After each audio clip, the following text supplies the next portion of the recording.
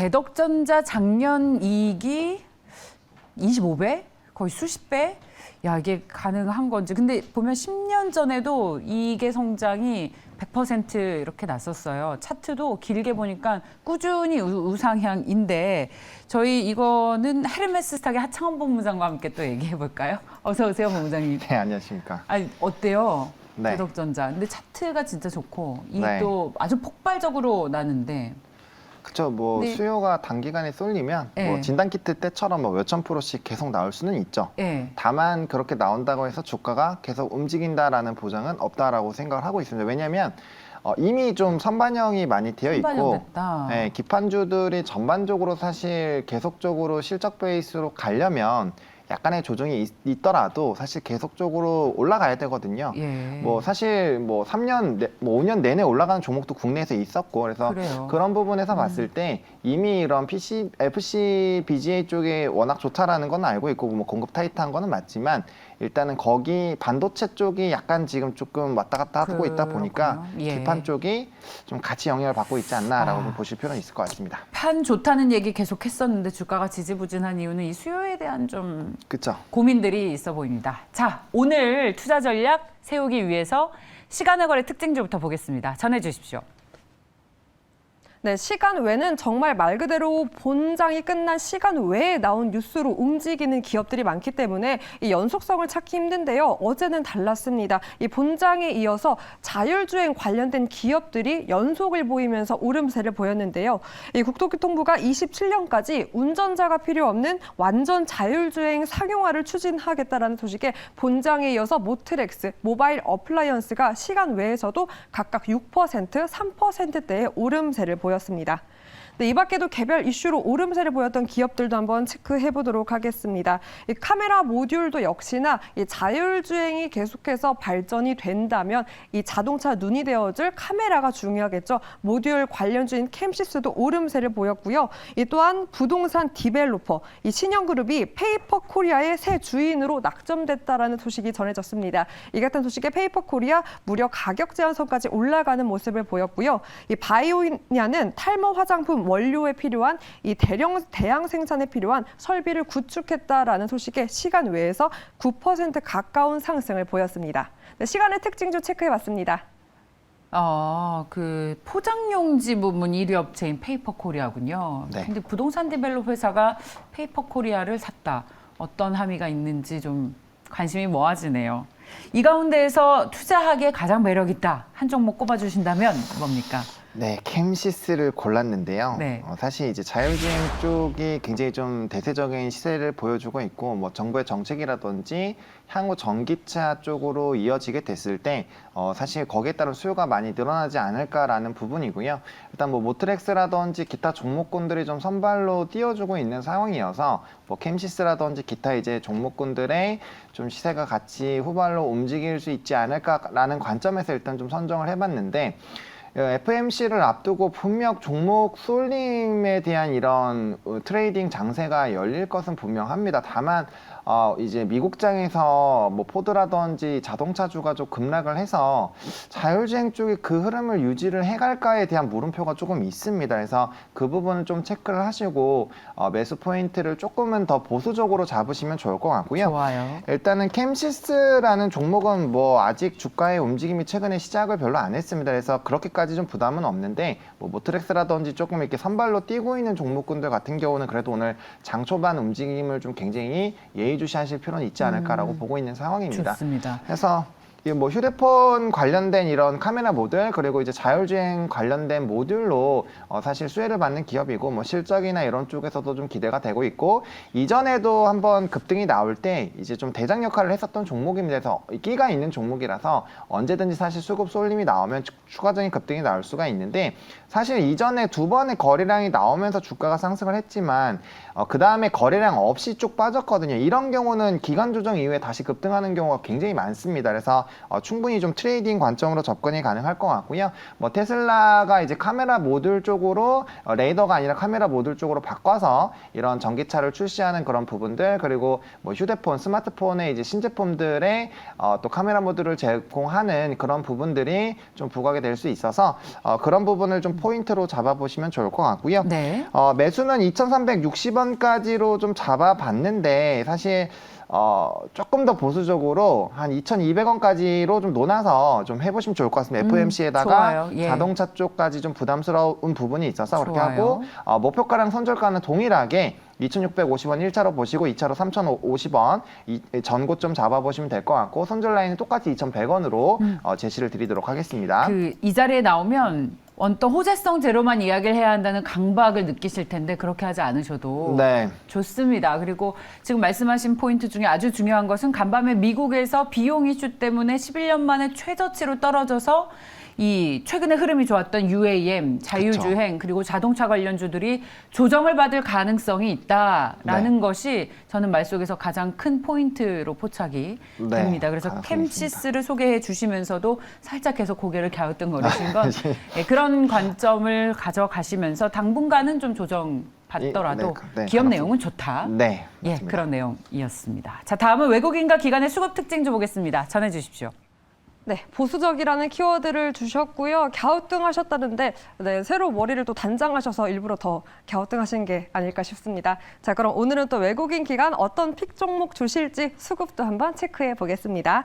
네, 외국인 일단 어제 자율주행 모멘텀으로 2차 전지 소재, 자동차 부품주의 흐름이 좋았습니다. 외국인도 이에 주목하면서 에너지 솔루션, LG 에너지 솔루션, 아모그린텍을 사들였는데요. 이 두 기업에는 각각 호재성 뉴스도 있었습니다.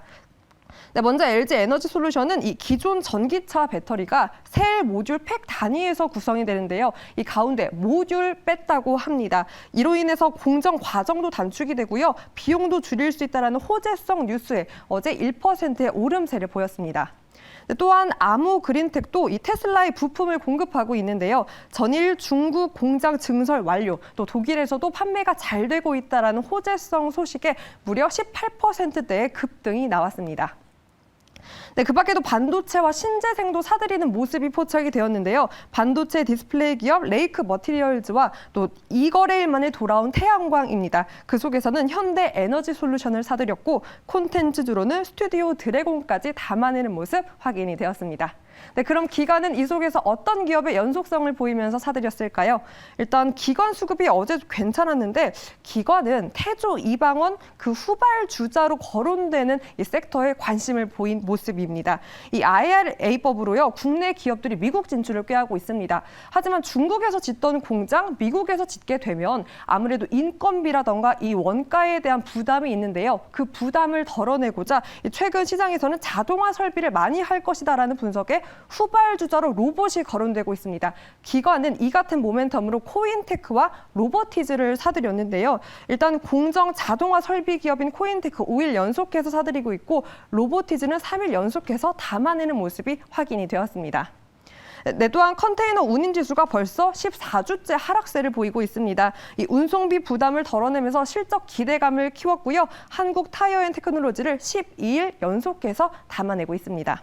네, 그 밖에도 역시나 이 중국 시장 임플란트 수주 기대감으로 덴티움 어제에 이어서 사들이고 있고 또한 신세계입니다. 사모펀드와 함께 일본에 이어서 중국길까지 열린다라는 소식에 실적 기대감 반영하면서 9일 연속해서 매수하는 모습 유지하고 있습니다. 네, 외국인과 기관 수급 체크해봤습니다.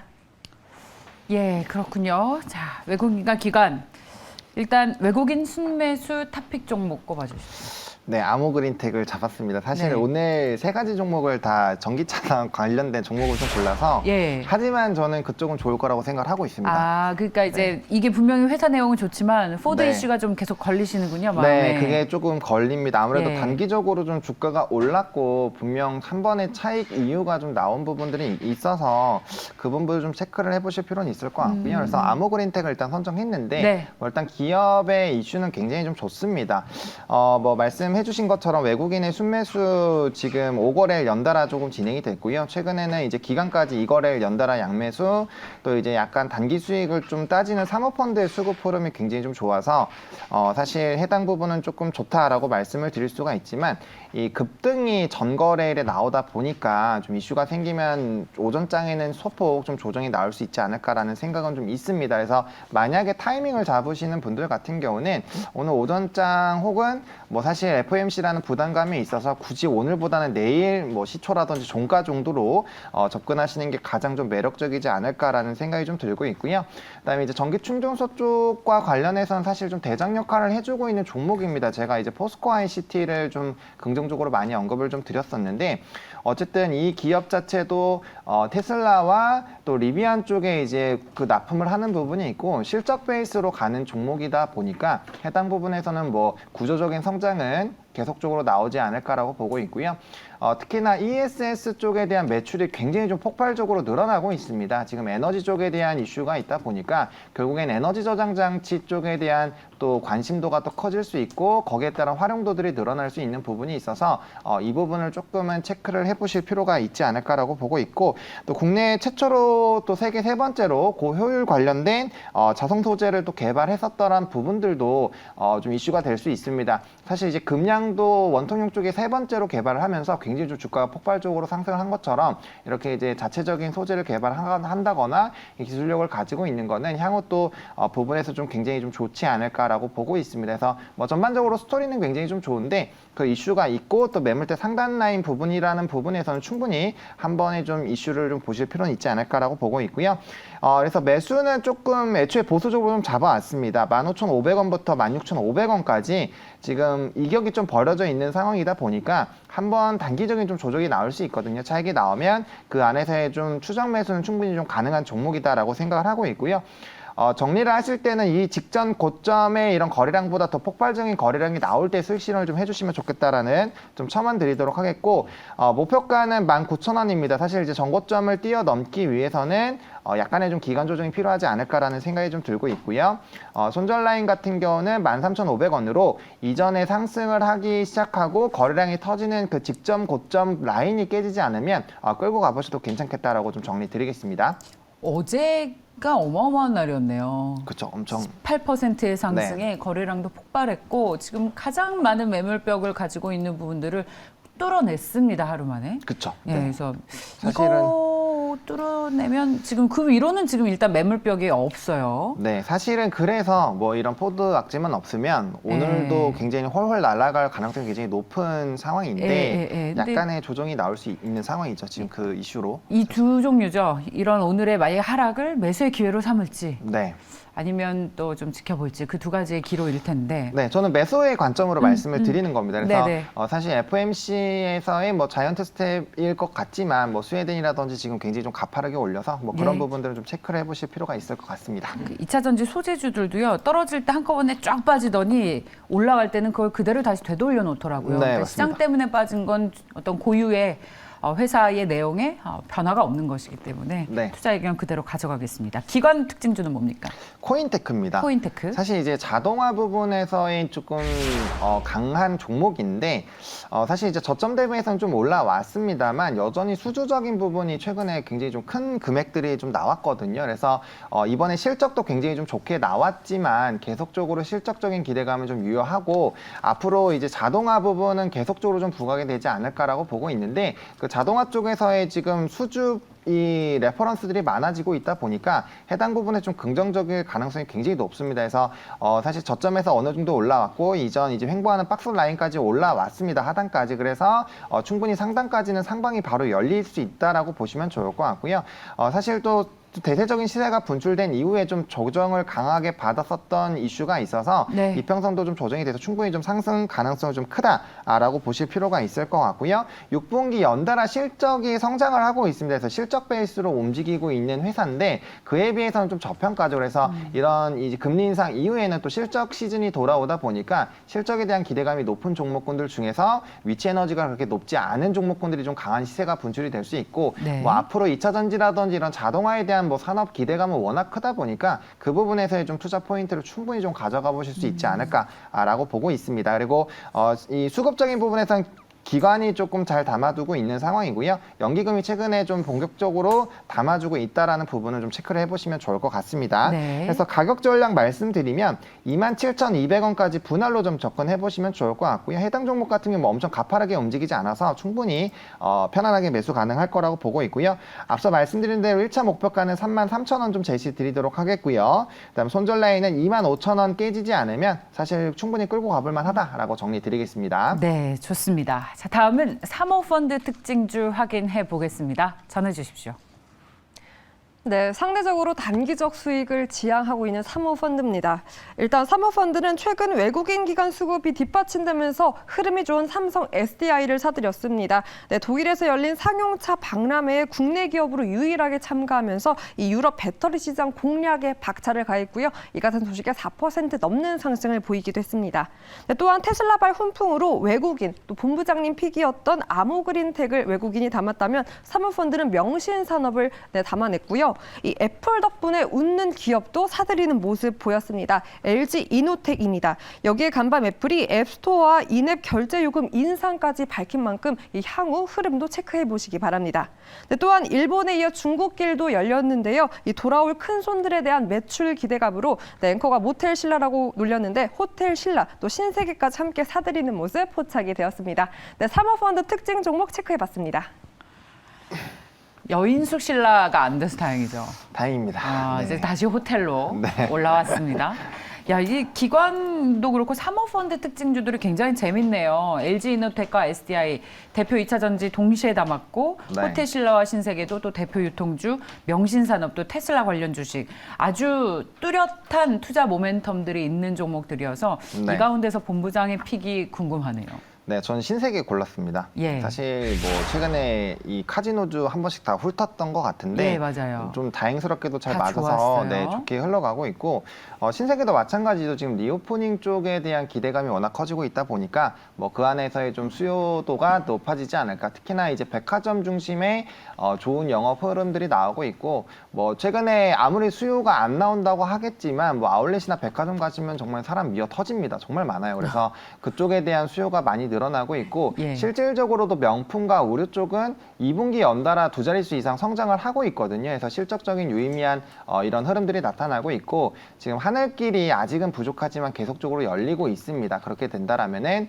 면세 쪽에 대한 좀 긍정적인 시그널들도 나올 텐데 아무래도 이제 사용하는 면적이 넓다 보니까 거기에 따른 또 최대 수혜를 받을 수 있는 기대감이 있는 종목입니다. 그리고 워낙 많이 눌렸죠. 그래서 가격적인 메리트도 충분히 있는 상황이고 이제 저점 부분에서 이제 사실 저평가 얘기가 많이 나오기도 하는 종목인데 이제 막 올라가기 시작하다 보니까 충분히 이런 리오프닝 쪽에 대해서는 단기적인 박스권 상단까지는 상방을 열어놓으시고 접근 대응이 가능하지 않을까라고 보고 있고요.